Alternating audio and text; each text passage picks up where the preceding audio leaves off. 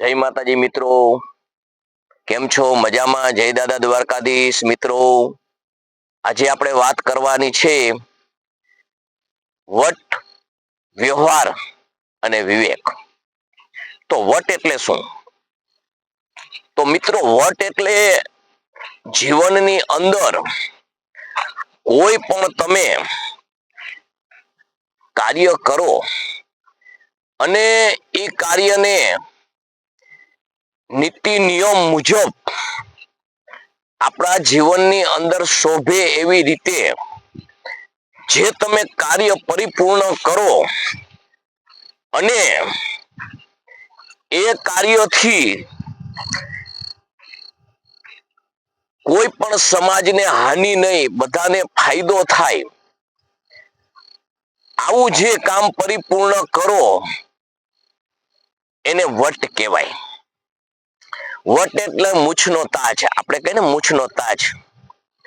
પણ હું મૂછનો તાજ ક્યારે દઈ શકું?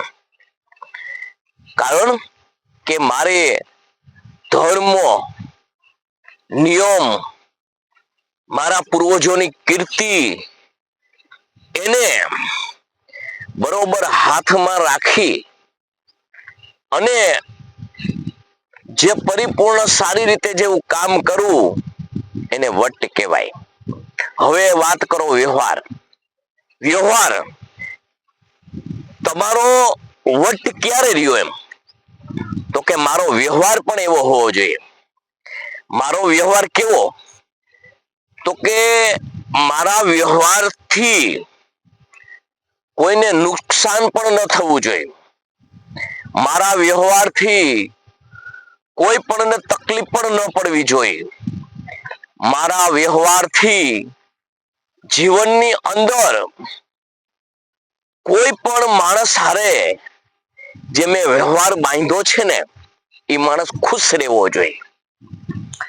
આને વ્યવહાર કહેવાય. વાત રહી વિવેક.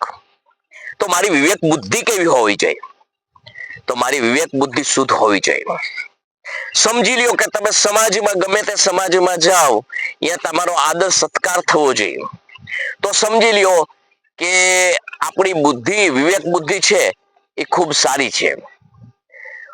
ગમે તે કાર્ય તમે કરો તો એની અંદર તમારે વિવેક ન ચૂકવો જોઈએ.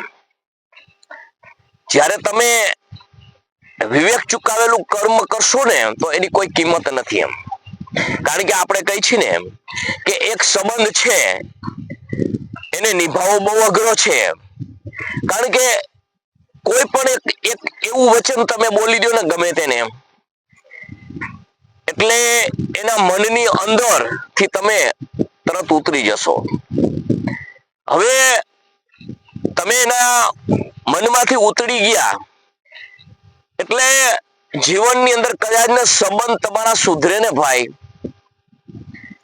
તોય તમે કોઈ દિવસ એના જીવનમાં પ્રથમ જે મારું સ્થાન હતું એવું તમે મેળવી શકો નહીં.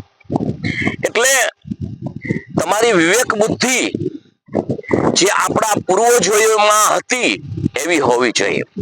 મારા કહે ને કે સહન કરવું પણ કોઈને કેવું નહીં.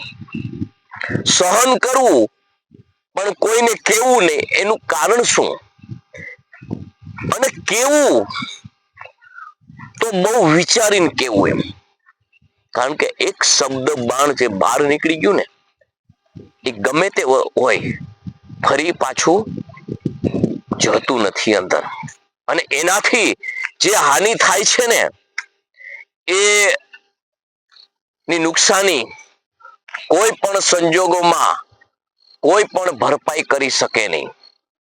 માટે આપણા મહાપુરુષોએ જે વટ માટે, જે સંસ્કૃતિ માટે જે કામ કર્યું છે ને એના વટને આજે હજી સંભાળી છે. કે રાણો રાણાની રીતે. અને અરવલ્લીના ડુંગર પહાડોની અંદર કંદમૂળ ખાધા પણ બાદશાહને ઝૂકો નથી. આ એક એનો વટ છે. મહા રાણા પ્રતાપ, મહાસાંગા, ગમે તે ઇતિહાસના પેટામણમાં લ્યો, મેરામણજી હાલાને લ્યો, કે પોતાના પુત્રોની આહુતિ આપીને અને આશરા ધર્મમાં આવેલા માટે જેણે પોતાની પેઢી ખતમ કરી નાખી છે, પોતાના જીવન વિશે કઈ વિચાર્યું નથી. એનું કારણ હતું કે રાજપૂતાઈનો વટ હતો, એક ક્ષત્રિયનો વટ હતો. આ જે જીવનમાં તમે જુઓ ને તો વટ છે ને, વટ વગરનો માણસ એની કોઈ કિંમત નથી. એમ રંગ રૂપ અબી બોલ ને અબી ફોક કોઈ મોઢે નો કી એમ, પણ મનમાં તમે વસી ન શકો. તો વટ કેવો હોવો જોઈએ? તો કે વટ હોવો જોઈએ આપણા પૂર્વજોએ જે પોતે પોતાના કર્મ થી મેળવેલું જ ખાધું છે. બેન દીકરીઓ માટે બલિદાન આપ્યા છે,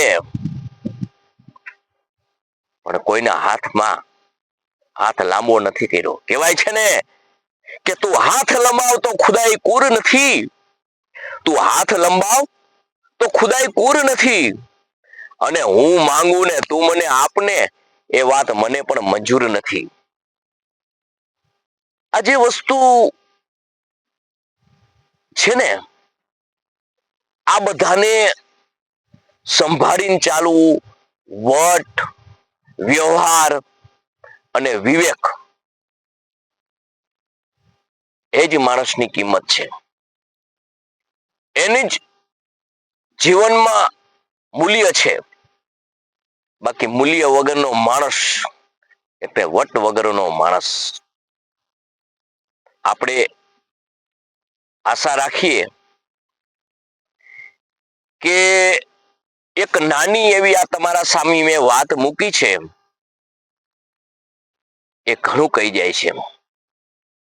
આના વિશે બોલીએ તો કલાકોના કલાક સુધી આપણે બોલી શકીએ, પણ આપને બધાને આ મારો વિડીયો કેવો લાગ્યો? તમારા મંતવ્ય કોમેન્ટ દ્વારા મોકલજો.